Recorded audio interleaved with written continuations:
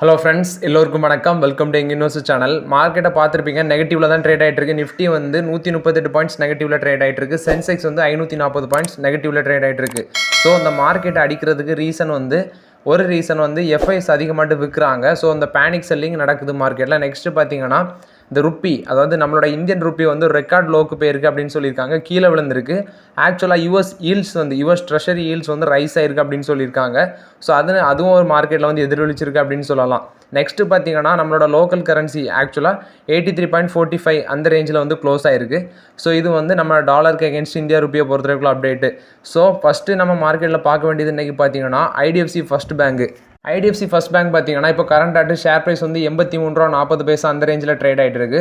So இந்த ஸ்டாக்கில் நம்ம பார்க்க வேண்டியது என்னன்னா, ரொம்ப நாளாகவே இந்த ஸ்டாக் வந்து அந்த 80 ரூபா அந்த ரேஞ்சிலே தான் சரௌண்டிங் ஆகிட்டு இருக்கு. ஆக்சுவலாக 80 கீழேயும் போச்சு. ஆஃப்டர் தட் பார்த்தீங்கன்னா 100 ரூபாய்க்கு போயிட்டு அப்புறம் ஒரு டவுன் வந்துச்சு. இந்த 80 75 அந்த சரௌண்டிங்களுக்கு தான் அந்த ஸ்டாக்கோட ப்ரைஸ் வந்து சுற்றிட்டு இருக்கு. ஸோ இப்போ வந்து பார்த்தீங்கன்னா ஜெஃப்ரிஸ் வந்து ஒரு பை கால் கொடுத்துருக்காங்க. ஸோ பை காலை மெயின்டைன் பண்ணியிருக்காங்க. ரீசன் என்னன்னு பார்த்தீங்கன்னா ஐடிஎஃப்சி ஃபர்ஸ்ட் பேங்க் இப்போ கரண்ட் ப்ரைஸில் வந்து 22% வந்து அப்சைடு போகும் அப்படின்னு சொல்லியிருக்காங்க. ரீசன் அவங்க சொல்லுது, சில கீ ஃபேக்டர்ஸ் அவங்க சொல்லியிருக்காங்க. ஆக்சுவலாக அவங்களோட டெபாசிட் ஃப்ரான்சைஸ் பார்த்தீங்கன்னா பம்ப் ஆயிருக்குன்னு சொல்கிறாங்க. நெக்ஸ்ட் அவங்களோட காஸ்ட் ட்ரெண்டும் இம்ப்ரூவ்மெண்ட்டில் இருக்குது அப்படின்னு சொல்லியிருக்காங்க. ப்ளஸ் வந்து அவங்களோட மார்ஜின் எக்ஸ்பேன்ஷன் இது எல்லாமே இந்த அவங்க பைக்கால் வந்து கொடுக்கறதுக்கு ரீசன் அப்படின்னு சொல்கிறாங்க. ஸோ ஜெஃப்ரிஸ் வந்து சொல்கிறது ஐடிஎஃப்சி ஃபர்ஸ்ட் பேங்க் வந்து 22% அப்சைடு போகும் விரைவில் அப்படின்னு சொல்கிறாங்க. ஸோ இது வந்து ஐடிஎஃப்சி ஃபர்ஸ்ட் பேங்கை பொறுத்தவரைக்கும் அப்டேட்டு. மேபி கண்டிப்பாட்டு 100 ரூபா டச் பண்ண வாய்ப்பு இருக்குது விரைவில். ஏன்னா ரொம்ப நாளாகவே இதில் இருக்கிறதுனால கண்டிப்பாட்டு ஒரு மேலே ஒரு அப்பு போக சான்சஸ் இருக்குது. இது ஐடிஎஃப்சி ஃபர்ஸ்ட் பேங்கை பொறுத்தவரைக்கும் அப்டேட்டு. நெக்ஸ்ட்டு பார்த்தீங்கன்னா விப்ரோவில் வந்த அப்டேட் என்னன்னா, விப்ரோட சிஓட்டு இருந்தவர் தான் தியரி டிலா போட்டி. அவர் வந்து பார்த்தீங்கன்னா ரிசைன் பண்ணிட்டார். ஸோ இப்போ நெக்ஸ்ட் பார்த்தீங்கன்னா விப்ரோட சிஓட்டு ஸ்ரீனிவாஸ் பல்லையா அவரை வந்து அப்பாயிண்ட் பண்ணியிருக்காங்க. ஸோ அவர் சார்ஜ் எடுக்கிறது முன்னாடி, விப்ரோவில் சிஓட்டு சார்ஜ் எடுக்கிறதுக்கு முன்னாடி விப்ரோவில் அவர் கைவசம் இருந்த ஷேர்ஸ் எல்லாமே விற்றுருக்காரு. ஸோ எல்லா ஷேருமே விற்றுருக்காரு. அதோட வேல்யூ பார்த்தீங்கன்னா 5 கோடி அப்படின்னு சொல்லியிருக்காங்க. ஸோ கரண்ட் ஆட்டு நம்ம விப்ரோ ஷேரில் இப்போ போய் பார்த்தோன்னா விப்ரோ ஷேர் வந்து 445 ரூபா அந்த ரேஞ்சில் இன்றைக்கி ட்ரேட் ஆகிட்டு இருந்து மார்க்கெட்டில். ஸோ நம்ம எக்ஸ்பெக்ட் பண்ணது நடக்குது மார்க்கெட்டில். ஸோ நான் ஆல்ரெடி அப்டேட் பண்ணியிருந்தேன், விப்ரோ வந்து கண்டிப்பாட்டு ஒரு 420 அந்த ரேஞ்சில் வரும். ஸோ 420 410 400 அந்த ரேஞ்சில் வந்தாலே நம்ம விப்ரோவில் மறுபடியும் அக்குமுலேஷனை ஸ்டார்ட் பண்ண நமக்கு ஒரு சான்சஸ் கிடைக்கும். ஸோ விப்ரோ நம்ம எக்ஸ்பெக்ட் பண்ணது தான். ஆக்சுவலாக 499க்கு போனது 500 தாண்டி ட்ரேட் ஆன ஷேர் இப்போ மறுபடியும் 445 அந்த ரேஞ்சுக்கு வந்திருக்கு.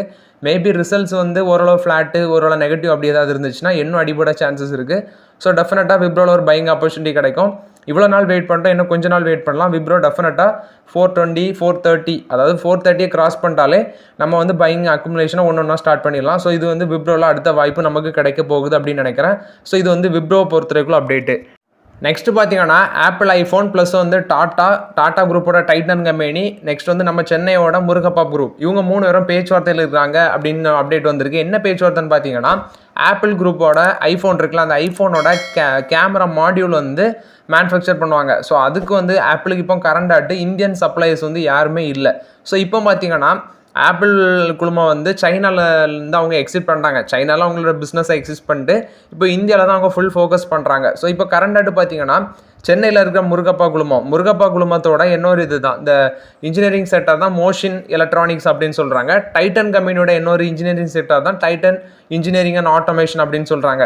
ஸோ இந்த 2 கம்பெனியோட பேச்சுவார்த்தையில் இருக்கிறாங்க. எதுக்குன்னு பார்த்தீங்கன்னா, அந்த ஐஃபோனுக்கான கேமரா மாடியூல் வந்து மேனுஃபேக்சர் பண்ணுறதுக்கும் அதை அசம்பிள் பண்ணுறதுக்கும் தான் இந்த கம்பெனிஸ் கூட பேச்சுவார்த்தை பண்ணுறாங்க, ஆப்பிள் ஐஃபோன் கம்பெனி அப்படின்னு சொல்லி அப்டேட் வந்திருக்கு. இந்த ஐஃபோனுக்கான கேமரா மாடியூல்ஸ் வந்து தயார் பண்ணுறதுக்கும் அதை அசம்பிள் பண்ணுறதுக்காண்டி தான் இந்த பேச்சுவார்த்தை அப்படின்னு சொல்லியிருக்காங்க. மேபி இந்த பேச்சுவார்த்தை ஒப்புதல் பெறுமா எப்படின்ட்டு நம்ம பொறுத்துட்டு தான் பார்க்கணும். ஆனால் அன்றைக்கி பார்த்தீங்கன்னா டைட்டன் ஷேர் வந்து ஸோ மோஸ்ட் ஆஃப் த வந்து இதை வந்து ட்ரேடிங் பர்பஸுக்கு இந்த ஷேரை யூஸ் பண்ணுவாங்க, அதிகமாக ட்ரேடிங் பர்பஸுக்கு யூஸ் பண்ணுவாங்க. ஸோ இந்த ஷேர் வந்து இன்றைக்கி மார்க்கெட் அவ்வளோ அடி இருந்த பிறகும் டைட்டன் ஷேர் வந்து பாசிட்டிவ் தான் ட்ரேட் ஆகிட்டு இருந்துச்சு. மேபி இந்த பாசிட்டிவ் நியூஸால் தான் ட்ரேட் ஆகிருக்குன்னு நினைக்கிறேன். ஸோ இது வந்து ஆப்பிள் ஐஃபோன் குழுமத்தை பொறுத்தவரைக்கும் அப்டேட்டு.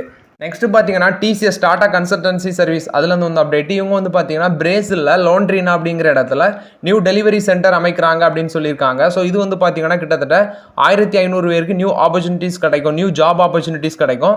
ஸோ இது வந்து பார்த்தீங்கன்னா நெக்ஸ்ட் 5 இயர்ஸில் அப்படின்னு சொல்கிறாங்க. பிரேசிலில் லோண்ட்ரினா அப்படிங்கிற இடத்துல நியூ டெலிவரி சென்டர் அமைக்கிறாங்க. இது டிசிஎஸை பொறுத்தவரைக்கும் பாசிட்டிவ் அப்டேட்டு. நெக்ஸ்ட்டு பார்த்தீங்கன்னா நம்மளோட கவர்மெண்ட் வந்து இந்த பெட்ரோலியம் க்ரூடுக்கான விண்ட்ஃபால் டேக்ஸை இன்க்ரீஸ் பண்ணியிருக்காங்க. ஆக்சுவலாக 6800 ரூபா அந்த ரேஞ்சில் இருந்த ஒரு மெட்ரிக் டன்னுக்கு 6800 ரூபா இருந்தது. இப்போ 9600 ரூபாய்ட்டு இன்க்ரீஸ் பண்ணியிருக்காங்க. ஆக்சுவலாக ஏப்ரல் ஃபர்ஸ்ட் வீக்கில் தான் 4900லேருந்து 6800 அந்த ரேஞ்சுக்கு இன்க்ரீஸ் பண்ணியிருந்தாங்க மெட்ரிக் டன்னுக்கு. ஸோ இப்போ வந்து மறுபடியும் இன்க்ரீஸ் பண்ணியிருக்காங்க. நான் சொன்ன மாதிரி இது பார்த்தீங்கன்னா 2 வாரத்துக்கு ஒருக்கா அந்த டிசிஷன் எடுப்பாங்க, அந்த விண்ட்ஃபால் டேக்ஸை ஏற்றலாமா குறைக்கலாமா அப்படின்னு சொல்லிட்டு. நெக்ஸ்ட் பார்த்தீங்கன்னா டீசல் பிளான்ட் ஏவியேஷன் டர்பைன் ஃபியூலுக்கு வந்து அது வந்து 0ல தான் வச்சிருக்காங்க அப்படின்னு சொல்லியிருக்காங்க. இது வந்து நம்ம கவர்மெண்ட்டை பொறுத்த வரைக்கும் அப்டேட். நெக்ஸ்ட் பார்த்தீங்கன்னா வேதாந்தா குழுமத்தில் வந்து அப்டேட். இவங்க பார்த்தீங்கன்னா 3900 கோடி லோன் கிடச்சிருக்கு.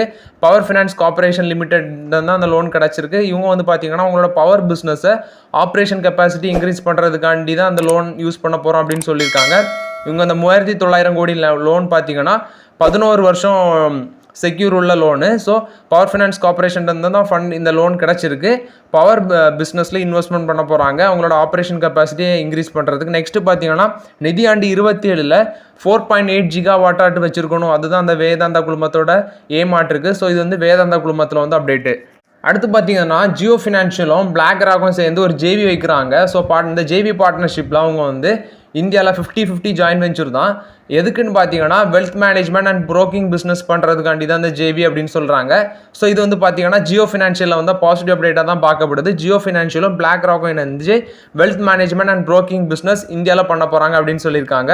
ஸோ இது வந்து ஜியோ ஃபினான்ஷியலில் வந்து அப்டேட்டு. நெக்ஸ்ட் பார்த்தீங்கன்னா ரிலையன்ஸ் இண்டஸ்ட்ரீஸ் வந்து அவங்களோட Q4 ரிசல்ட்ஸை ஏப்ரல் 22 அனௌன்ஸ் பண்ண போகிறாங்க அப்படின்னு சொல்லியிருக்காங்க. So maybe April 22 Reliance industries வந்து அவங்களோட Q4 ரிசல்ட்ஸை அனௌன்ஸ் பண்ணுவாங்க. நெக்ஸ்ட் பார்த்தீங்கன்னா வோடஃபோன் ஐடியா வந்து 18,000 கோடி FPO மூலமாட்டு ஃபண்ட் ரைசிங் பண்ண போகிறாங்க அப்படின்னு சொல்லியிருந்தேன். ஸோ இதில் வந்து பார்த்தீங்கன்னா GQG, நெக்ஸ்ட் வந்து fidelity, HDFC mutual funds, quantum mutual funds இவங்க எல்லாம் அந்த 18,000 கோடி வேல்யூவில் FPOவில் இன்வெஸ்ட்மெண்ட் பண்ணுவாங்க அப்படின்னு சொல்கிறாங்க.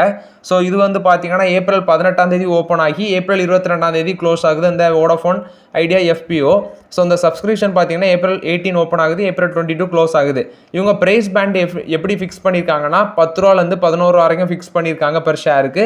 இது வந்து பார்த்தீங்கன்னா வோடஃபோன் ஐடியாவில் வந்து அப்டேட்டு.